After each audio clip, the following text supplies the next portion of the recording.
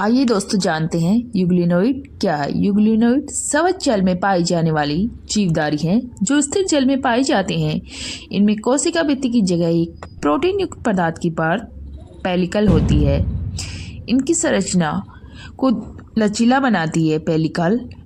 इनमें दो प्रकार के कशाप पाए जाते हैं, एक छोटा कशाप, दूसरा लंबा कशाप।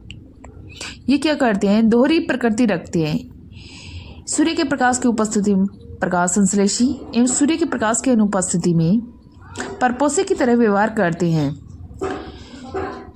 अब आप जान गए होंगे दोस्तों कि जो यूग्लिनोइड है वो कभी पादप की तरह व्यवहार करते हैं तो कभी परपोषी की तरह व्यवहार करते हैं। लेकिन इसमें जो कोशिका भित्ति है वो किसकी बनी होती है, प्रोटीन पदार्थ की बनी होती है। ये प्रोटीन पदार्थ क्या कहलाता है, पेलिकल। आइए जानते हैं इसकी व्यवस्थित स्थिति। जो यूग्लिनोइड है या यूग्लिना वो संघ प्रोटोजोआ से संबंधित है। इसका उपसंघ सार्कोमेस्टिगोफोरा, सुपर क्लास मेस्टिगोफोरा, वर्ग फाइटोमेस्टिगोफोरिया, क्रम यूग्लेनिडा, जीनस यूग्लेना, प्रजाति वीनस इरिडिस है। अब जानते हैं जो यूग्लिनोइड है उसमें जो इसकी परत है प्रोटीन की वो क्या कहलाती है, पेलिकल। इसकी दोहरी प्रकृति प्रकाश संश्लेषी एवं परपोषी दोनों होती है। यूग्लिना विरिडिस की आदतें और निवास स्थान ये एक एकांतवासी तथा स्वतंत्र रूप से रहने वाले मीठे पानी का कसाबी है। ये स्थिर मीठे पानी के तालाबों, पोखरों, खाइयों और धीरे धीरे बहने वाली नदियों आदि में बड़ी संख्या में पाया जाता है, जिनमें काफी मात्रा में वनस्पति होती है। ये काफी सक्रिय है और अक्सर पानी की सतह के नीचे विभिन्न गहराइयों में पाया जाता है। अच्छी तरह से बनाए गए बगीचों में स्थित तालाब जिनमें सड़ते हुए नाइट्रोजन युक्त कार्बनिक पदार्थ जैसे पशुओं का मल, पत्ते, टहनियाँ आदि होते हैं, इस जीव का क्या है, अच्छा स्रोत है।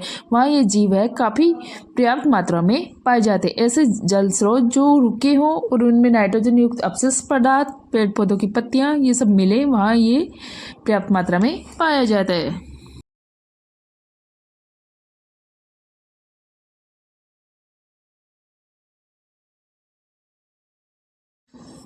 यह तेजी से बढ़ता है और अनुकूल परिस्थितियों में पानी की सतह पर हरा मैल या शैवाल पुष्पफुटन की तरह बनता है।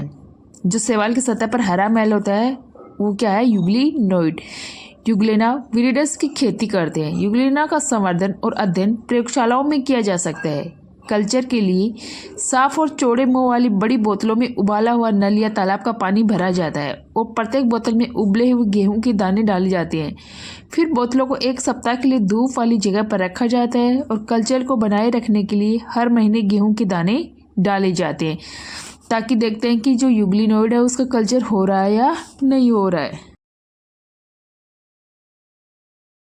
यूग्लिनोइड का कल्चर करने के लिए एक अन्य विधि में गोबर के या घोल या घोड़े या गाय की खाद तालाब या जार में आसुत जल में उबाला जाता है। इन गोबर के घोल को 2 दिनों तक ठंडा होने दिया जाता है और तालाब से यूग्लिना युक्त कुछ खरपतवार को एक जार में डाल दिया जाता है।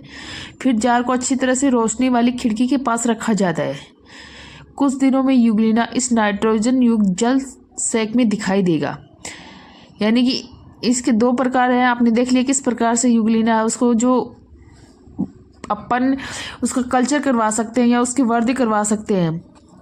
इसका आकार और माप, ये एक छोटा सूक्ष्म एक कोशिकीय जीव है जिसकी लंबाई लगभग 40 से 60 माइक्रोन तथा शरीर सबसे मोटे भाग की चौड़ाई 14 से 20 माइक्रोन होती है। ये देखने में लंबा और धुरी के मध्य आकार का होता है, धुरी के आकार का होता है। इसका अगला सिरा कुंद, मध्य भाग चौड़ा और पिछला भाग नुकीला होता है। चाबुक के आकार का कशाभिका अग्र सिरे से निकलता है। इसकी जो कशाभिका होती है उसका कैसा आकार होता है, चाबुक के समान, जो कि अग्र सिरे से निकलती है। अब आपने देख लिया कि जो यूग्लिनोइड है उसका संवर्धन किस किस प्रकार से कर सकते हैं। इसकी जो बाहर की पतली, लचीली, कठोर और मजबूत पेलिकल या पेरिप्लास्ट से ढका होता है, जो क्या है, प्लाज्मा झिल्ली के नीचे स्थित होता है। ये प्रोटीन से बना होती है। जो पेलिकल है वो इसमें सेलुलोज से नहीं, ये पौधे की कोशिका भित्ति की समझाती नहीं है। ये इतना लचीला होता है कि इसमें हलचल संभव। वो आपने देख ली कि जो माइक्रोस्कोप से इसका अध्ययन किया गया है तो किस प्रकार से हलचल कर रहा है। इसमें चारों सर्पिलीय समांतर धारियाँ होती हैं। इन सर्पिलीय समांतर धारियों को क्या कहते हैं, मायोनिम कहते हैं।